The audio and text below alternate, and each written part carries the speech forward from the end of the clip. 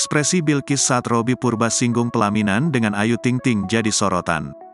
Bilqis cemberut saat Robby Purba menyinggung berdiri di pelaminan bareng Ayu Ting Ting.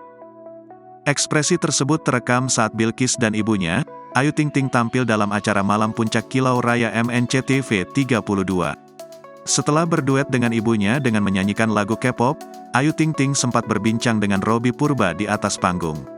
Kendati begitu, Robby sempat menyebut bahwa posisi mereka yang menemani Ayu dan Bilqis di panggung seperti berada di pelaminan. Irfan, Umi Vega mohon maaf ini kayak pelaminan saya, Ayu sama Ikis ya bertiga ya, kata Robby Purba bercanda.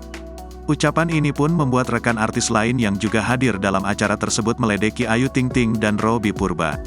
Sayangnya ekspresi Bilqis langsung berubah ketika sang presenter menyinggung soal pelaminan.